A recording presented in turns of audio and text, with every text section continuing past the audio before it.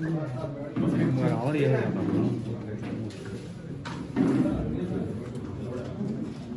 अल्लाह के नाम से जो बड़ा मेहरबान निहायत रहम करने वाला है। आप सबको मैं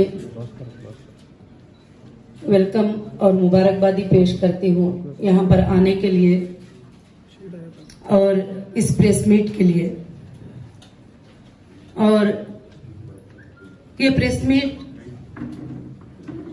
मैंने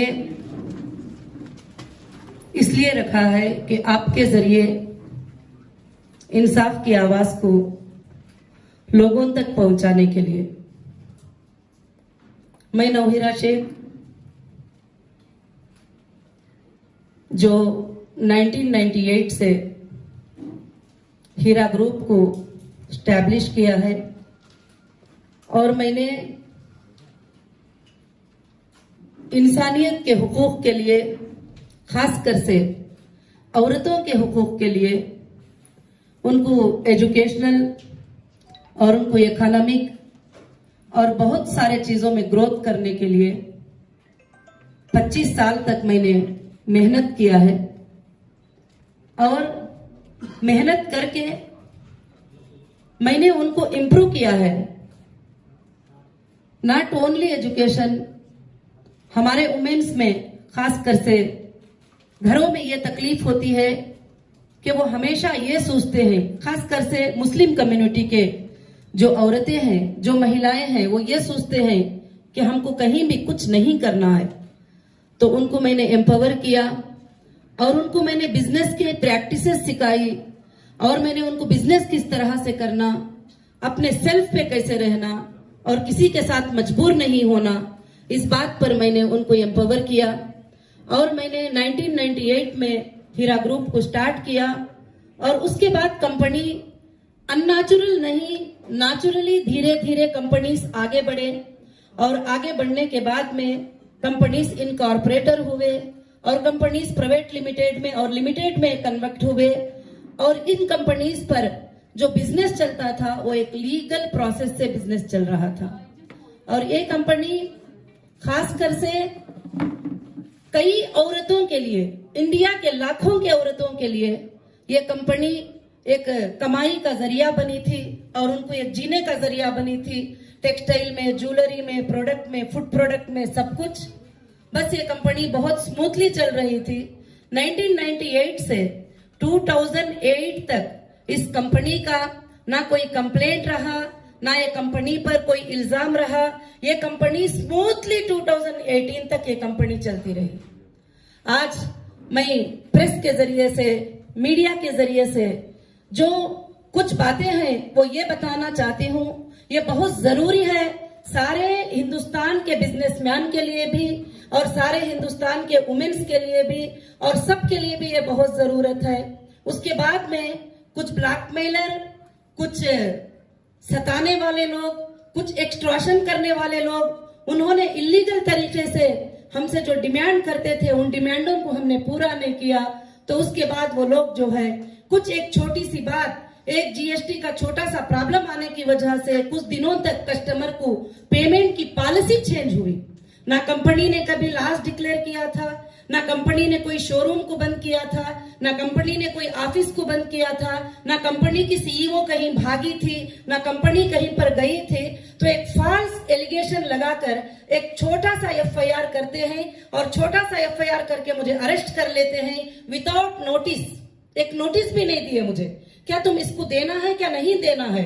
तो डायरेक्ट एक एफआईआर पे मुझे दिल्ली आके अरेस्ट करते हैं और अरेस्ट करके अंदर रखते हैं। जब मुझे सेशन कोर्ट बेल देती है तो फिर महाराष्ट्र से एक छोटा एफआईआर करके बुलाते हैं। यहाँ तक के ऑफिशियल जो ईओडब्ल्यू हैं वो ईओडब्ल्यू के गाइडलाइंस को भी फॉलो नहीं हुए। उनके लिमिट्स क्या हैं, कितने पेमेंट पे एफआईआर कर सकते हैं, कितने फ्रॉड पर वो इन्वॉल्व हो सकते हैं, उन्होंने सोचा नहीं। 3 लाख पे, 2 लाख पे, 50,000 पे उन्होंने मुझे एफआईआर किया और टोटल इंडिया 2 साल 5 महीने मुझे जो है जुडिशियल कस्टडी में रखे। और इंडिया के सबसे बड़े क्रिमिनल को भी 14 डेज से ज्यादा पीसी में रखना अलाउ नहीं है। मगर मुझे एक औरत होने के बावजूद भी 8 मंथ मोर देन 8 मंथ्स जो है पुलिस कस्टडी में अंडर प्रेशर रखे। एक ही सीईओ थी, एक ही कंपनी थी, वही क्वेश्चन था, वही बात थी, मगर बार बार 14 दिन कस्टडी में लेना, 7 दिन कस्टडी में लेना। इसका मतलब ये था कि जो एक्सट्रॉशन करने वाले थे, जो इसके पीछे हैं, वो ये चाहते थे कि मैं हमेशा अंदर रह जाऊं और वो मेरे प्रॉपर्टियों पर कब्जा कर ले और प्रॉपर्टियों पर जमा कर ले।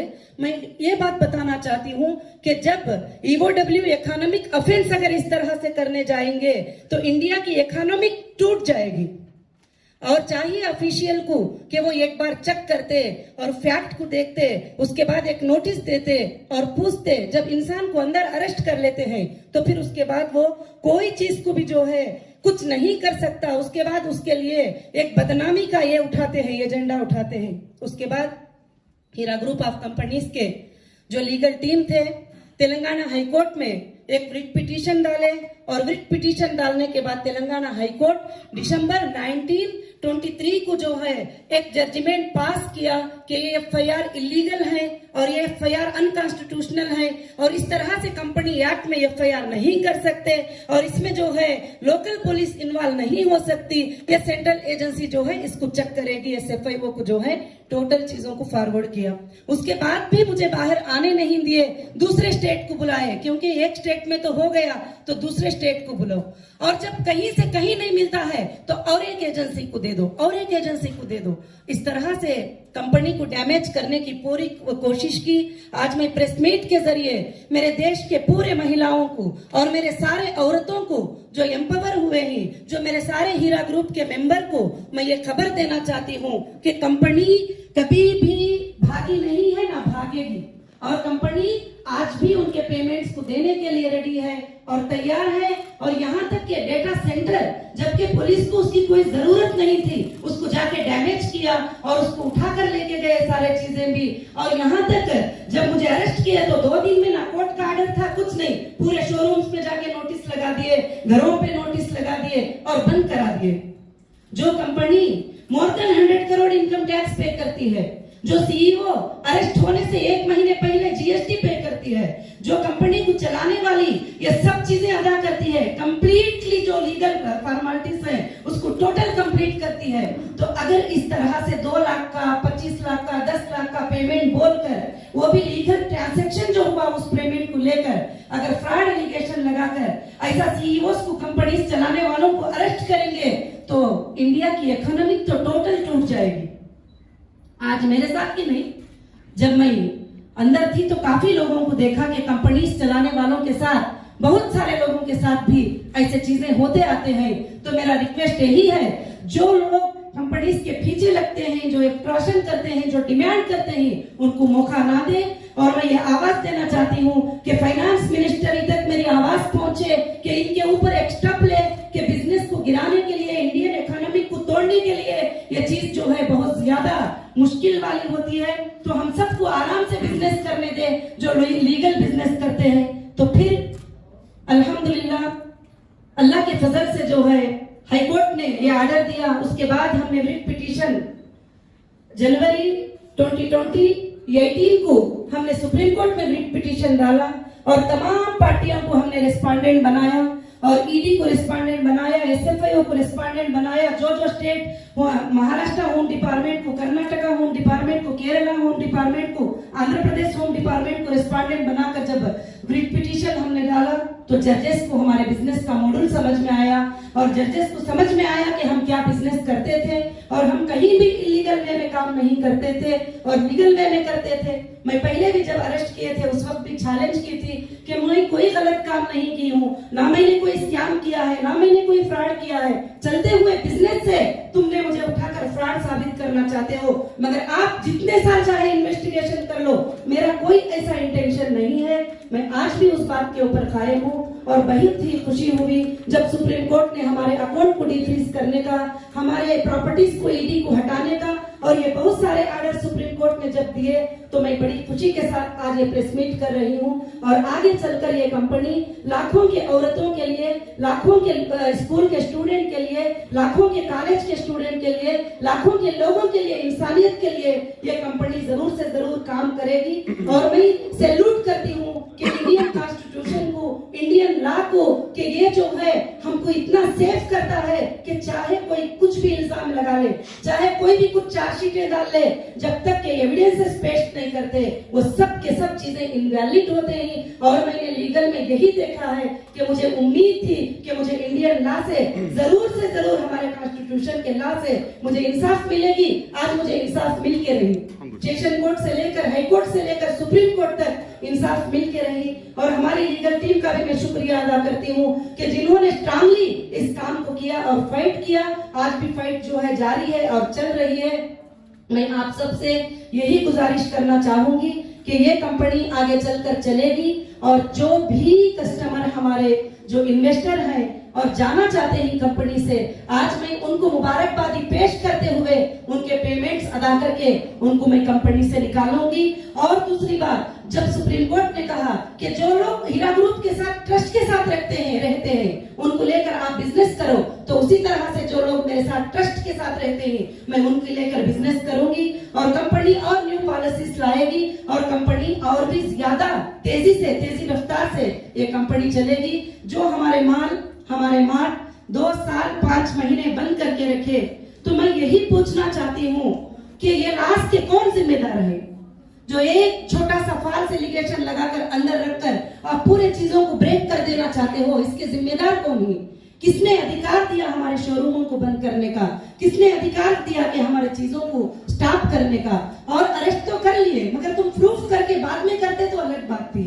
मगर आज जो हमारे जो जॉबलेस लोग हो गए और कंपनी में पार्ट टाइम जॉब करने वाले, रेगुलर जॉब करने वाले, कंटिन्यू जॉब करने वाले, मोर देन 20,000 स्टाफ थे। 20,000 स्टाफ की सैलरी कौन देने वाला था? आज उनके घरों के हालात क्या होंगे? और लाखों के लोग इस कंपनी के जरिए से, मंथली प्रॉफिट के जरिए से उनकी जिंदगी जो गुजरती थी, आज उनको जो है कौन रिस्पॉन्सिबल होगा? उनके तकलीफ का, उनकी परेशानी का कौन जो है जिम्मेदारी होगा? मैं यही बात आप सबके जरिए जो है मीडिया के जरिए पहुंचाना चाहती हूँ कि सारे इंडिया की औरतों को मैं ये बात बताना चाहती हूँ कि आप पर कभी भी इलीगल हरासमेंट हो तो आपको डरने की जरूरत नहीं है। आप स्ट्रांगली फाइट करोगे तो कोर्ट्स हमारे साथ हैं, लॉ हमारे साथ है, लॉ में इंसाफ है। आज की लॉ इंसाफ करती है। मुझे बहुत सारे लोगों ने बताया अब कैसे इंसाफ होगी, आप तो मुसलमान है, आपके मेंबर भी मुसलमान है, आपके फलाने भी मुसलमान है, मुसलमान को कैसे इंसाफ मिलेगी? मैंने कहा नहीं, हम हिंदुस्तान के नागरिक हैं, हम सेकुलर कंट्री में हैं, मुसलमान को, हिंदू को, सारे लोगों को बराबरी का हक है, जरूर मुझे इंसाफ मिलेगी। वो मेरा कॉन्फिडेंस और भी बढ़ गया कि जरूर हम सबको इंसाफ मिलेगी। तो मैं यही आवाज देना चाहती हूँ कि लीगल वे से हमको जरूर से जरूर इंसाफ मिली है। और मैं ये भी रिक्वेस्ट करना चाहती हूँ, इस कंपनी को डैमेज करने के पीछे कौन है उनका इन्वेस्टिगेशन करो। ये फॉल्स एफआईआर कराने के पीछे कौन है उनका इन्वेस्टिगेशन करो। ये एफआईआर जो करवाए ये कौन थे, किसके लिंक में थे, उनका इन्वेस्टिगेशन करो। आज जो है नाहक से जो भी लोग अगर इस तरह से जो बिजनेस करने वालों को 100 करोड़ इनकम टैक्स पे करने वालों को अगर उठाते चले जाएंगे छोटे छोटे लोगों की बात को मानकर, तो फिर तो इंडिया की इकोनॉमी तो टूट जाएगी। मैं यही गुजारिश करती हूँ कि ऑफिशियल सबसे पहले परफेक्ट स्टडी करे एक केस करने के लिए कि क्या उसके फॉर्मेलिटीज है, उसको कंप्लीट करे, उसको नोटिस दे और उसको पूछे और उसको बुलाए। और हीरा ग्रुप ना कभी भागी थी ना भागने वाली है। इंशाअल्लाह अब जो भी मेरे मेंबर्स हैं वो भी सवाल कर रहे हैं, लोग कैसे पे करेंगे, क्या सोर्सेस है, उनके अकाउंट में इतना है, उनके अकाउंट में उतना। एक रनिंग बिजनेस जब होता है तो पेमेंट बिजनेस के ऊपर लगता है, पूरी दुनिया जानती है, और अकाउंट में पैसे पड़े नहीं होते हैं। और दूसरी बात कि कंपनी के पास सोर्सेस हैं, कंपनी के पास प्रॉपर्टीज है, कंपनी के पास गोल्ड है, कंपनी के पास सब चीजें हैं। जिस तरह चाहे हम अपने कस्टमर को सेटल करेंगे और हमारे कस्टमर को हम देने के लिए तैयार हैं। सुप्रीम कोर्ट को यह वादा हमने किया है, ये अंडरटेकिंग हमने दिया है, और ऑलमोस्ट सुप्रीम कोर्ट ने जहां जहां चेक और डिपॉजिट करने का हमें हुक्म दिया था वो हमने कर दिया है ऑलरेडी। और बाकी के जो भी रनिंग में आएंगे जाएंगे हम उनको देने के लिए बिल्कुल से बिल्कुल तैयार है। और आज की ये प्रेस मीट ये सिर्फ बिजनेस के लिए नहीं, जो नाहक से लोगों को सताती उनको इंसाफ के लिए, और जो औरत को दबाने की कोशिश करती कि एक औरत है इसको कुछ भी कर लो, पॉलिटिकल इन्फ्लुएंस यूज करके जो भी चाहे कर लो, तो सारे औरतों के लिए मैं आवाज देती हूँ कि आपके ऊपर कभी भी ऐसे हालात आए तो आप कमजोर नहीं होना और आप टांगली खड़े रहना के लाभ आपके साथ जो है जरूर से जरूर इंसाफ करेंगे। ला में आप बिल्कुल से बिल्कुल सेफ हैं, तो मैं यही गुजारिश सबसे करना चाहती हूँ। और मैं मीडिया का सबका भी शुक्रिया अदा करना चाहती हूँ जो हमारे इनविटेशन पर यहाँ पर आप आए, और मैं उम्मीद करूंगी कि मेरी आवाज को आप पूरे वर्ल्ड में पहुंचाएंगे और इंडिया में पहुंचाएंगे और पूरी दुनिया में आवाज को पहुंचाकर और महिलाओं को एक ताकत, हमारे देश के माओं को, हमारे देश के बेटियों को, हमारे देश के बहनों को एक ताकत देंगे जरूर से। क्योंकि मुझे जो हालात गुजरे, उन हालात को देखने के बाद जो औरतें लाखों के मुझे देखकर एम्पावर हुए थे वो थोड़ा कमजोर पड़ गए थे। मैं चाहती हूँ कि आपके जरिए उनके अंदर एक ताकत आ जाए और उनके अंदर एक हिम्मत आ जाए। Thank you so much. Madam, ये 2 साल 5 महीने से जो आपकी कंपनी बंद रही, तो इसमें कितना नुकसान हुआ? देखिए, 2 साल 5 महीने कंपनी जो बंद रही उसमें कितना नुकसान हुआ वो अभी भी मैंने पूरा टोटल चेक नहीं किया है, और अभी अभी शोरूम्स वगैरह सब खुले हैं। और मगर मुझे ये बात पता चली है, जिन लोगों ने मुझे फाल्स एलिगेशन लगा के अंदर रखा वो लोग बगैर इजाजत के डोर्स तोड़कर गए ही, कुछ चीजें लेके गए ही, बहुत सारे चीजों को डैमेज भी किया है। अभी मैं टोटली चेक करके एक रिपोर्ट सुप्रीम कोर्ट को सबमिट करूंगी, सुप्रीम कोर्ट उसका फैसला करेगी। मगर उस नुकसान से हमारे कस्टमर पर, कोई भी इन्वेस्टर पर इफेक्ट नहीं पड़ेगा, ये मैं गारंटी कहती हूँ। बार बार जब हीरा ग्रुप के ताल्लुक से बात होती तो हीरा ग्रुप, प्लीज आप एक एक सवाल करिए, मैं ताकि तुमको आसान से जवाब दे सकूं। जब आप MPL स्टार्ट किए थे जी जी, आपको ये स्टार्ट हुआ क्या? आपको किसके ऊपर ज्यादा पॉलिटिकल प्रेशर? देखिए, ये मैं MVP जो ऑल इंडिया महिला एम्पावरमेंट पार्टी स्टार्ट की थी, वो इसलिए स्टार्ट की थी कि अभी भी हाल में आप देखें कि एक लड़की आयशा का ये हुआ और उसने सुसाइड किया। उसको सपोर्ट नहीं मिलता था माँ बाप की तरफ से भी, उधर हस्बैंड की तरफ से भी, सब। मैंने ऐसे लाखों की औरतों की मदद की, तो मैंने औरतों की सपोर्ट के लिए प्लेटफॉर्म को कायम किया। कुछ पॉलिटिशियन को ये बहुत ही बुरा लगा कि मैं औरतों को लेकर एक पार्टी को कायम किया, और पार्टी का नाम भी महिला एम्पावरमेंट पार्टी और जस्टिस फॉर ह्यूमैनिटी मैंने स्लोगन रखा। और मैं उस वादे पर, उस चीज के ऊपर जो है मैं खड़ी रहूंगी, और मैं महिलाओं के लिए, जस्टिस के लिए पूरी जिंदगी फाइट करूंगी। जी, तिरुपति में यूनिवर्सिटी ने, तिरुपति में हमारी कॉलेज और जो लड़कियों की है वो ऑलरेडी बहुत सालों से कंप्लीट है। 1000 से ज्यादा गर्ल्स जो है वहाँ पर तालीम हासिल कर रहे हैं। अभी कोविड-19 के सिचुएशन से वहाँ अभी भी तालीम जारी है, बच्चियों की ऑनलाइन पर पढ़ाई चल रही है, और 400 से ज्यादा टीचर्स वहाँ पर बच्चियों को पढ़ाते हैं। और लड़कियों को वहाँ पर, मैंने उन लड़कियों को जो पूर फैमिली के होते हैं, जो कभी भी पढ़ाना नहीं चाहते, उन लड़कियों को मैंने एम्पावर किया है। और वो वहाँ पर भी 1998 से शुरुआत है और इंशाल्लाह वो चलता रहेगा।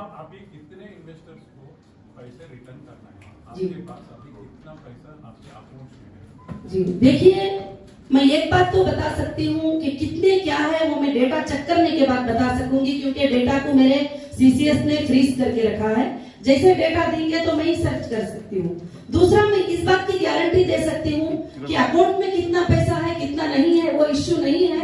कंपनी के पास इतने सोर्सेस हैं कि जो इन्वेस्टर है मैं उनको टोटल कंप्लीटली अमाउंट देकर उनको ये कर सकती हूँ।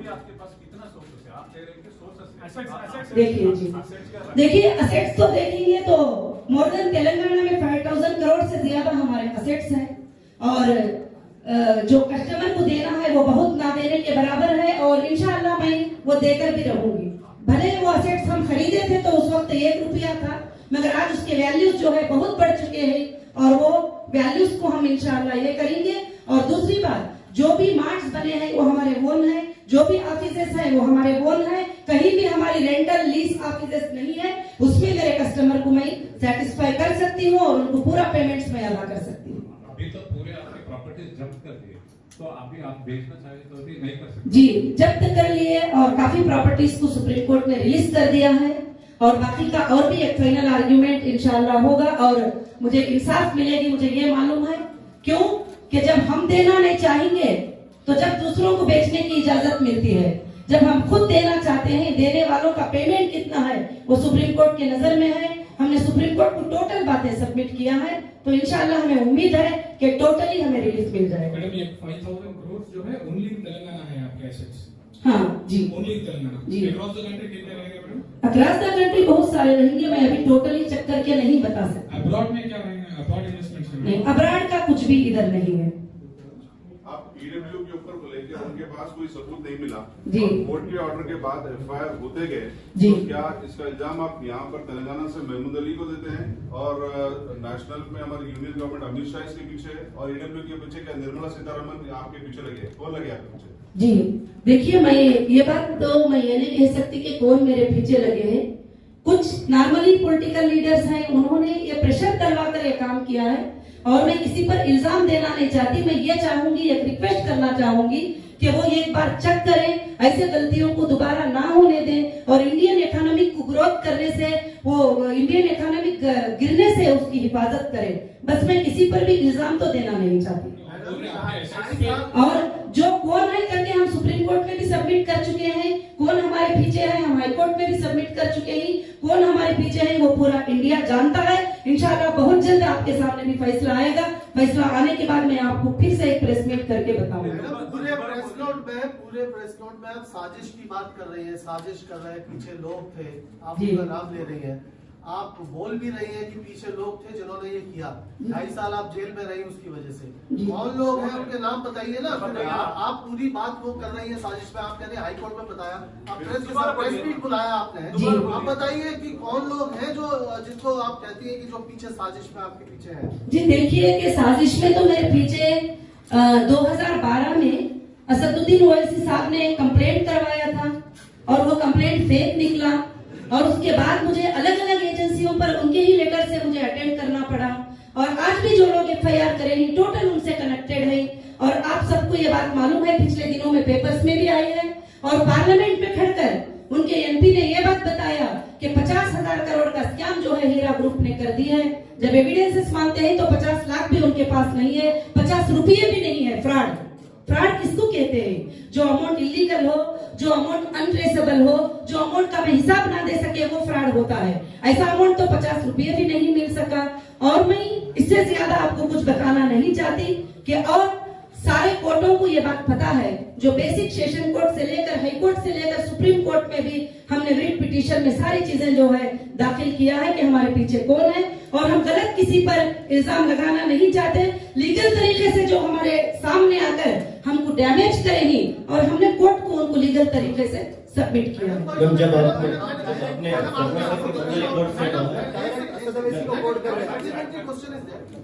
असदुद्दीन ओवैसी और उनके लोगों ने ये किया, उनके क्या इंटरेस्ट थे इसके पीछे जिसकी वजह से वो आपके पीछे पड़े हुए थे? देखिए इंटरेस्ट तो आप देखते हैं कि जैसे हमारी टोली चौकी की लैंड है, जो बहुत बड़ी एक लैंड है, उसके ऊपर में अरेस्ट होने के बाद, ईडी के अटैचमेंट के बाद उस पर बड़े बड़े बिल्डिंग कंस्ट्रक्शन हो गए। क्यों? उनके ही एरिया में हुए। बाकी मेरे प्रॉपर्टीज बंजारा हिल में है, बाकी मेरे हाफिजेस बंजारा हिल्स में है, बाकी मेरे प्रॉपर्टीज कुकटपल्ली में है, बाकी मेरे प्रॉपर्टीज हर जगह ही। वहां पर कोई हिम्मत नहीं कर सके डोर के तरफ नजर भी उठाने की, मगर उनके एरिया में जो है वहां पर मेरे घरों में घुसे और जैसे एचएस रेसिडेंसी है और बहुत सारे जगह पर वहां पर मेरे चीजों पर जुल्म के साथ जो है उस पर प्रॉपर्टीज पर कंस्ट्रक्शन किया गया, बहुत सारे जुल्म हुए। और मैं जो अंदर जो तकलीफ पहुंची है वो मैं आपके सामने खुलकर नहीं बता सकती। जो उतनी तकलीफ मुझे 2012 से लेकर 2018 तक जो दिए और 2018 से 2021 तक जो तकलीफ को मैं फेस की हूँ वो सिर्फ मेरा अल्लाह जानता है और मैं जानती हूँ। और आप समझ सकते हैं कि एक औरत पर इतना बड़ा प्रेशर होगा तो उसके लिए कैसी तकलीफ होगी। मैडम आपका कहना है कि इसके पीछे असद साहब जी केरला में है, मुझे देखो उनके पीछे मैंने कभी नहीं सोचा था कि वो मेरे पीछे होंगे, मगर उनके लीगल एफआईआर, उनका साइन, उनके डॉक्यूमेंट्स, उनके परफेक्ट चीजें देख करके जैसे एफआईआर में कहते हैं इनको चेक करो, ये कंपनी ऐसी है, ये फ्रॉड है, फलाना है, फलाना है।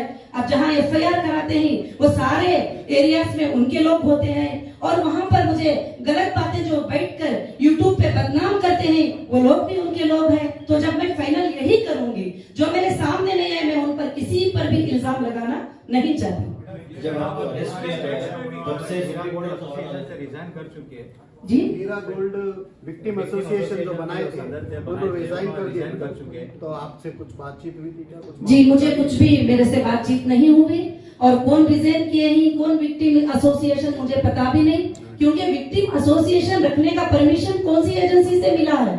जब एजेंसीज लोगों को बुला रहे हैं, गवर्नमेंट के ऑफिसर्स लोगों को बुला रहे हैं, तो विक्टिम एसोसिएशन आप किसी के भी नाम का लेकर लोगों को यूज करके खोले तो आज कोर्ट में फैसला होगा उस बात का, इंसाफ होगी कोर्ट में उस बात की कि गलत तरीके से जो लोग विक्टिम एसोसिएशन बनाकर लोगों को पैनिक क्रिएट करके लोगों को गलत मैसेज देके जो किए हैं वो सारा डेटा हमारे पास है, कोर्ट में क्लियर होगा ये मैटर। जब आपको अरेस्ट किया गया तब से सुप्रीम कोर्ट को ऑर्डर आने तक आपके और आपके लोगों ने पॉजिटिव और नेगेटिव दोनों चीजें मीडिया में फैला रहे थे। जी। जब सुप्रीम कोर्ट का फैसला आ चुका था जी। तो हमने कहा किधर भी नहीं देखा मीडिया में आपका ये जो भी सुप्रीम कोर्ट का ऑर्डर आया था जी। कि कवरेज ज्यादा नहीं मिला। जी। तुम लोग इसको क्या समझेगा? मैं तो उसके बारे में कुछ नहीं समझती क्योंकि वो मीडिया की मर्जी होती है, जब चाहे जो चाहे वो छापे। और सुप्रीम कोर्ट का जब पॉजिटिव रिजल्ट आया, हाई कोर्ट का रिजल्ट भी आया, वो भी मैंने कहीं भी नहीं देखा। और इंशाअल्लाह मैं उम्मीद करती हूँ कि आगे जाकर ये सब अच्छे रिजल्ट हम देखेंगे। और दूसरी बात, जो गिन चुनकर जो 29 लोग थे जो FIR किए हुए थे टोटल कंट्री के अंदर, और इल्जाम लगाया जा रहा था 1,72,000 इन्वेस्टर, 5,600 करोड़, ये कहां से फिगर लिया? मेरे इनकम टैक्स की IT रिटर्न फाइल से 2-3 इयर्स का फिगर लेकर उन्होंने स्कैम बना दिया, जो इनकम टैक्स में लीगल सबमिट किया हुआ है मैंने टोटल चीजें, उसको फिगर को जो है स्कैम बताकर हर पेपर में मैं हर अखबार में ये बात देख रही थी। मैं चाहती हूँ कि फैक्ट को एक बार चेक करें, सच्चाई को एक बार चेक करें, क्योंकि ये ऐसा नहीं था जो बता रहे थे और फैक्ट को हाइड करना चाहते थे, सच्चाई को छुपाना चाहते थे। मगर ऊपर वाले का एहसान हुआ कि मुझे वापस मौका दिया कि मैं सच्चाई को आपके सामने बयान करूं। जब आप प्रेस कॉन्फ्रेंस स्टार्ट करी तो आपने कहा कि एक्सटॉर्शन और ब्लैकमेल कर रहे थे, हम पैसे नहीं दिए तो जी। हमको तकलीफ दे।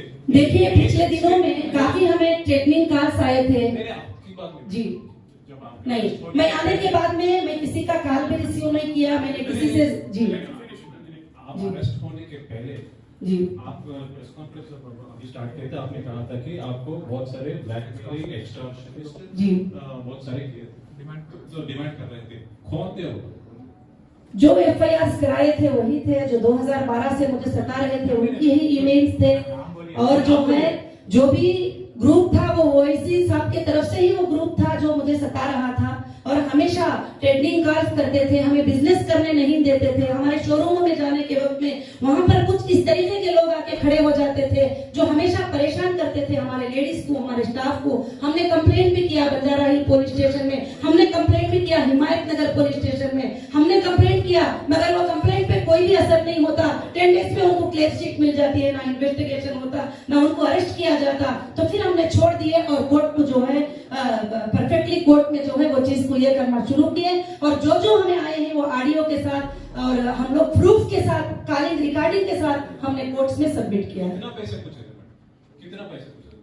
ब्लैकमेल कर रहे थे, एक्सटॉर्शन की बात कर रहे हैं, कितने पैसे पूछे? देखिए कितने पैसे करके बोले नहीं, कभी 20 करोड़ डिमांड किए, कभी 50 करोड़ भी डिमांड किए, कभी बोले ये लैंड हमारे को दे दो और कभी बोले ये मीटिंग कर लो। बहुत सारी चीजें हैं जो मैंने सबमिट किया है कोर्ट में टोटल।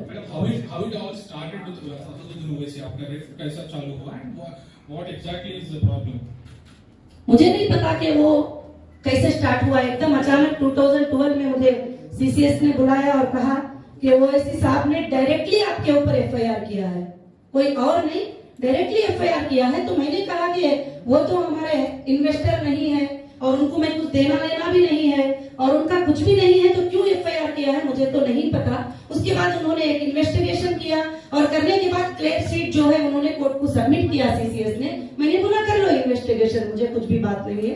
तो उस वक्त में मुझे एंटीसिपेटरी बेल लेना पड़ा और मैंने एंटीसिपेटरी बेल सेशन कोर्ट से ली।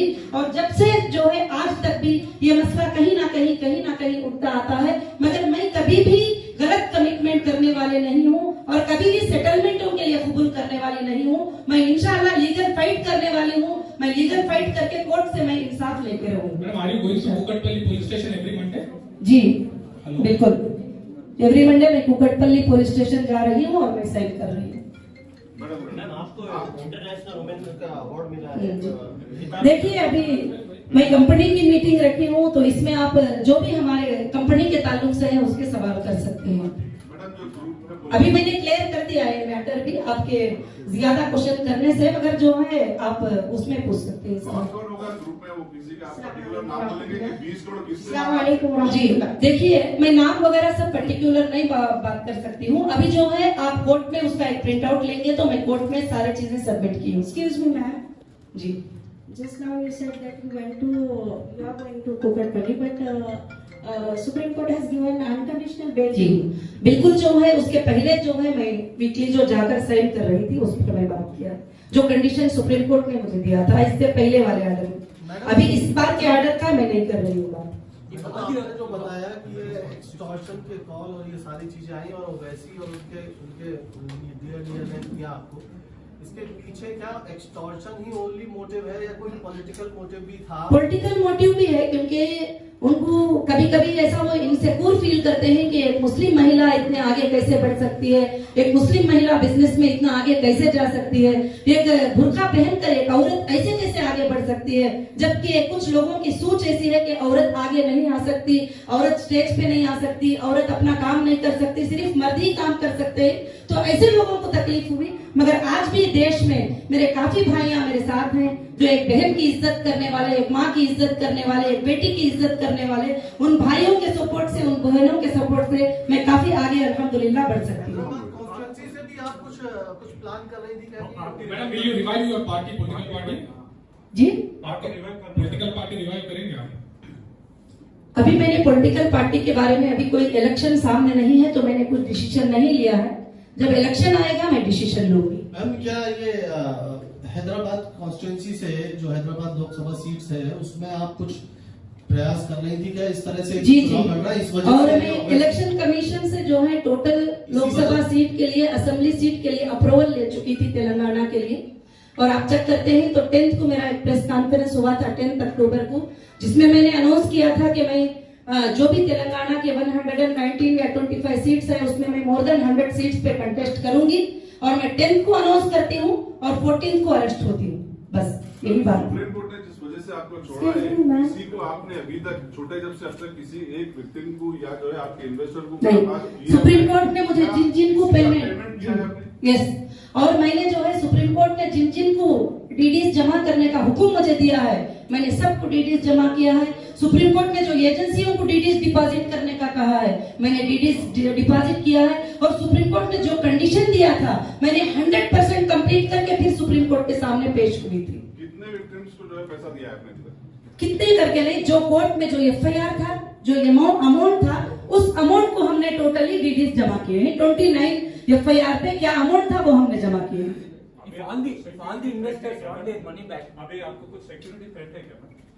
देखिए, मैं सिक्योरिटी थ्रेट के बारे में तो नहीं बता सकती, मगर हालात जो है वो सब आप समझ सकते हैं अच्छे तरीके से। और ऐसा थ्रेट भी है तो कोर्ट है, कोर्ट को हम अप्रोच हो जाए। टोटल 29 एफआईआर इंडिया के अंदर थे, केरला, महाराष्ट्र और तिरुपति आंध्र प्रदेश और तेलंगाना और जो है कर्नाटका, इतने जगह पर टोटल 29 एफआईआर थे। अगर वो 29 लोगों की प्रोफाइल चेक कर लेंगे वो कौन है तो बिल्कुल मैटर एकदम क्लियर समझ में आ जाएगा। कोर्ट्स को ये समझ में आ चुका है। प्रेस मीट ये हीरा ग्रुप के बारे में है, तो हीरा ग्रुप के बारे में आप थोड़ा ज्यादा बताएंगे तो अच्छा रहेगा इन्वेस्टर्स के लिए। जी आप जी यस मैम, प्रेस मीट आप हीरा ग्रुप के बारे में जो है अभी हमारे, बस मैं हीरा ग्रुप के बारे में तो पहले मैंने आप पूरी प्रेस मीट वही किया है।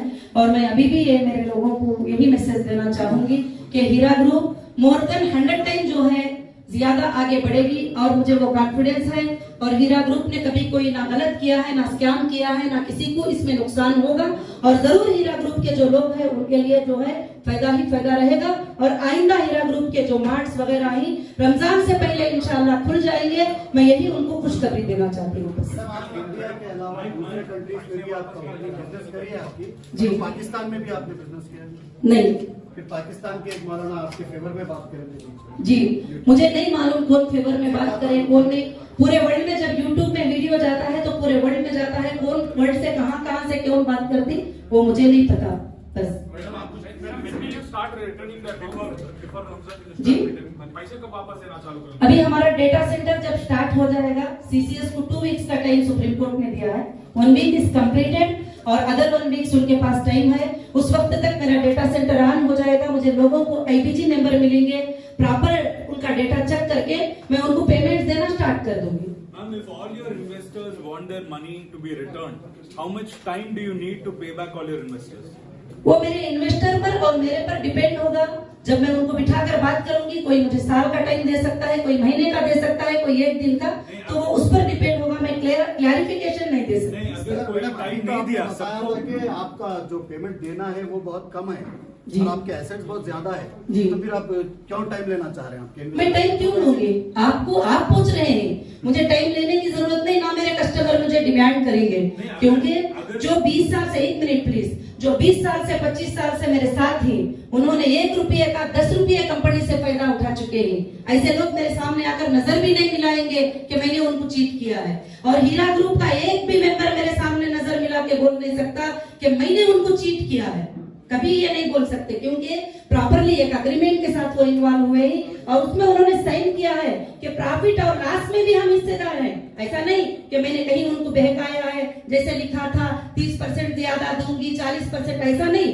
अग्रीमेंट आप एक बार पढ़ लीजिए कि अग्रीमेंट में है कि प्रॉफिट और लॉस में भी वो हिस्सेदार है। तो कंपनी का टाइमिंग भी डिले होगा, तो समझदार इन्वेस्टर भी है कि वो समझ सकते हैं। इंशाल्लाह मैं उनको क्लियर कर सकती हूँ। मैडम, आप जो ये कंपनी बंद रख के जो लॉस बताएंगे तो उनको भी इसमें शामिल करेंगे? देखिए, मैं एक्सट्रैक्शन के बारे में बहुत सारी चीजें आपको क्लियर कर चुकी हूँ। अभी कुछ कंपनी की बात है तो 1-2-3 सवाल करके आप कुछ कमेंट्स करने वाले हैं उनके ऊपर जो कंप्लेंट ऑलरेडी कर दिया है सुप्रीम कोर्ट में, हाई कोर्ट में, सेशन कोर्ट में। कंप्लेंट करने का कुछ बाकी नहीं है, हम सब कुछ कर दिया है जो करना है। टोली चौकी जो प्रॉपर्टी के ऊपर कब्जा करेगा जी, टोली चौकी में आप जो प्रॉपर्टी कब्जा हो गया, देखिए अभी तक मुझे जो आरोप प्लांट्स के जो चोरियों का इल्जाम लगा रहे हैं आप, क्या उसके ताल्लुक से हीरा गोल्ड की तरफ से कुछ एफआईआर हुए? देखिए, हीरा ग्रुप की तरफ से अब एफआईआर क्यों होंगे? हीरा ग्रुप जो भी रिटर्न सबमिट करना है, रिपोर्ट, वो सुप्रीम कोर्ट को करेगी। अब सुप्रीम कोर्ट स्टेप लेगी उसके बारे में। उसके लिए अलग अलग से अब जाकर कंट्रीज में अलग अलग जगह पर करने की जरूरत नहीं है। अब हमारा टोटल मैटर सुप्रीम कोर्ट में है, तो हम हर रिपोर्ट सुप्रीम कोर्ट को देते रहेंगे। मैडम, टोली चौकी लैंड के बारे में कुछ बोल सकते हैं आप? अब जमीन आपका है जी, बनाने वाले कोई और है, तो आप देखिए, मुझे वही हैरान हुआ। मैंने जब गाड़ी लेकर गई थी 2 दिन पहले, 3 दिन पहले, ये चीज को देखकर मुझे इतना हैरान हुआ कि जब बना बगैर परमिशन के कोई एक छोटा सा घर बनाता है तो उसको आगे ऑफिसर तोड़ के फोड़ के जो है गली में डाल देते हैं। मगर जब हमारी लैंडों पर 774 के बिल्डिंग बन जाते हैं तो वहां पर कोई क्या नजर नहीं मारा, क्या वहीं पर चलकर नहीं देखा? तो साफ नजर आता है कि इसके पीछे किसका हैंड है, कौन है ये सब कराने वाले। तो ये बिल्कुल से साफ बात है। वैल्यू ऑफ द लैंड, कितने एकड़ के land, value of the land है, हाउ मच? नहीं, वैल्यू तो अभी मैं नहीं बता सकती उसकी, कि बहुत कीमत है। जो हम खरीदे थे तो कम थी, अभी बहुत ज्यादा कीमत की लैंड है वो। More than 1 lakh square yard से ज्यादा जमीन है वहां पर जी। और ये बात भी मैं आपको बताऊं, आप शॉक हो जाएंगे कि ईडी ने उसको अटैचमेंट किया है। ईडी ने किसके नाम से है, किस कंपनी के नाम से है, ईडी के फाइल में मेंशन है। जब ईडी अपने हाथ में लेने के बाद बिल्डिंग बना सकते हैं तो सोचिए, मुझे अंदर डालने के बाद ये सब आ गए अटैचमेंट, तो फिर मेरी प्रॉपर्टी की हिफाजत क्यों नहीं हुई? और ऑफिसर्स के गवर्नमेंट के अटैचमेंट के बाद बनाना, तो ये तो कितनी बड़ी हिम्मत की बात है। और यही मैं शॉक हो गई वहां जाकर देखकर कि जब तक के कोई अटैचमेंट्स नहीं थे, हमारी प्रॉपर्टी पर कोई भी नजर भी नहीं डाल सकते थे। मुझे जेल में रखकर और मुझे अंदर रखकर जो है हमारे प्रॉपर्टियों पर बना रहे थे, वो भी ईडी के अटैचमेंट के बाद। ईडी जिस दिन अटैचमेंट की है, टोटली प्रॉपर्टी हीरा रिटेल हैदराबाद प्राइवेट लिमिटेड के नाम से, हीरा गोल्ड एक्सिम लिमिटेड के नाम से वो प्रॉपर्टीज हैं और उसके ऊपर बनाया जा रहा है कंस्ट्रक्शन, तो ईडी के अटैचमेंट के बाद बनाया जा रहा है। आप सोचिए। तो आपका कहना है कि ऑफिसर्स और जो पॉलिटिशियन के ऊपर आप देखिए, कहीं ना कहीं जो है, कहीं ना कहीं ऑफिसर्स को या ऑफिशियल्स को या तो प्रेशर्स होगा, या नहीं तो ऐसा पॉसिबल नहीं है बिल्कुल, क्योंकि कोई अटैचमेंट के बाद बिल्डिंग बना ले और वो देखकर बिल्कुल खामोश रह जाए। तो आपका कहना है कि नेक्सस है? बिल्कुल, हमने सबमिट कर दिया है, ये भी रिपोर्ट हमने सबमिट किया है। टोटली एवरीथिंग हमने कोर्ट को सबमिट किया है। अब कोर्ट इंसाफ करेगी हमारे लिए। आपको अभी आपकी प्रॉपर्टीज बेचने के लिए हक है या नहीं? देखिए, बेचने के लिए हक तो हमने अभी मांगा नहीं है, क्योंकि मुझे इतनी जरूरत नहीं है। बेचने के लिए मैंने हक नहीं मांगा है, मैं हक के लिए फाइट कर रही हूँ। और काफी हद तक हमारे प्रॉपर्टीज पे कामयाबी मिल चुकी है और काफी हद तक मिलना बाकी है, वो भी इंशाल्लाह आगे मिल जाएगी। Thank you so much.